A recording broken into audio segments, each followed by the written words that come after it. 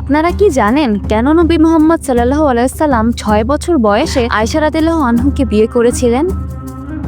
আমরা সবাই জানি রাসূল সাল্লাল্লাহু আলাইহি সাল্লাম 6 বছর বয়সে আয়েশা রাদিয়াল্লাহু আনহুকে বিবাহ করেছিলেন এবং 9 বছর থেকে সংসার করেছিলেন।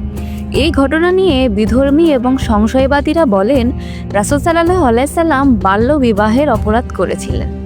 নাউজুবিল্লাহ। চলুন আজকে এই বিষয়ে আলোচনা করি। দেখুন, বর্তমানে বয়ঃসন্ধিকালের সময়সীমা হলো 12 থেকে 14 বছর, যা 7 বছর আগে ছিল 10 থেকে 12 বছর এবং 200 বছর আগে ছিল 10 থেকে 11 বছর। এর থেকে আরও 300 বছর আগে আমেরিকার ব্রিটিশ রানী যখন ছিল তখন ছিল 9 থেকে 10 বছর।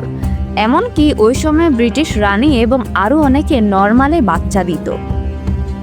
এবং তার আরও 5-6 বছর আগে বয়ঃসন্ধিকালের সময়সীমা ছিল 7 থেকে 9 বছর।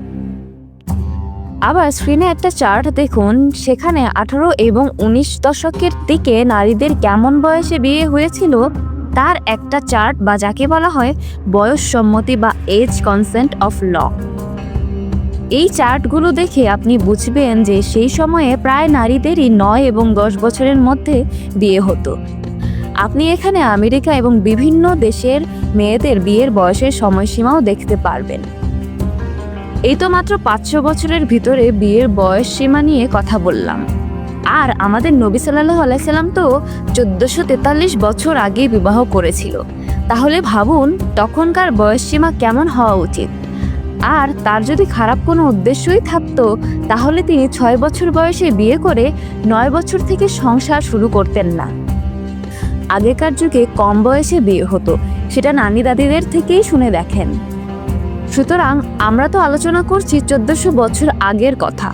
বিবেকটা ব্যবহার করুন এবং সেই সময় মানুষের জীবনধারা নিয়ে একটু পড়াশোনা করুন। সেই সময় বয়ঃসন্ধিকাল এবং নারীদের গ্রোথ সেভাবেই ডেভেলপ হচ্ছিল বিবাহের জন্য।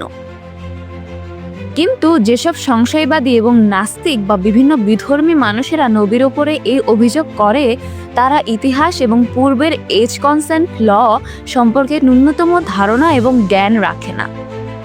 এই জন্যই তারা বিভিন্ন সময় রাসূল সাল্লাল্লাহু আলাইহি সাল্লামের অনেক বিষয় নিয়ে কটূক্তি করে এবং অপপ্রচার চালায়। এটা হয় শুধুমাত্র জ্ঞানের এবং দর্শনের স্বল্পতার কারণে। সুতরাং যিনি বিশ্বের শীর্ষস্থানীয় বেস্ট পার্সোনালিটির মানুষ, তিনি কখনোই এমন কিছু করতে পারে না যা মানবজাতির জন্য অপশিক্ষায় পরিণত হবে। আশা করি আমি এই ভিডিওর মাধ্যমে বুঝাতে পেরেছি যারা আজকে আধুনিক যুগে এসে নবী ও আয়েশার বিবাহ নিয়ে কটূক্তি বা অপপ্রচার চালায়, তারা এটা বুঝতে পেরেছেন সে সময় মানুষের জীবনধারা ও নিয়মনীতি এটাই ছিল।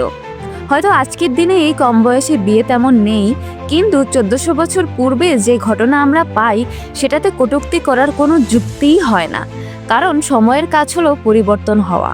সময়ের সাথে মানুষের চিন্তা ভাবনা ও প্রেক্ষাপট পরিবর্তন হবে, এটাই স্বাভাবিক। এবং অনেক মুসলমান এই বিষয়ে উত্তর দিতে পারে না, তার কারণ তারা দুনিয়ার জ্ঞান এবং ভবিষ্যতে বড় কিছু হওয়ার জন্য পড়াশোনা তো ঠিকই করছে, কিন্তু ইসলাম ও আমাদের শ্রেষ্ঠ মানব হযরত মুহাম্মদ সাল্লাল্লাহু আলাইহি সাল্লামের জীবনী সম্পর্কে উদাসীন বা নন প্র্যাকটিসিং থাকার কারণে।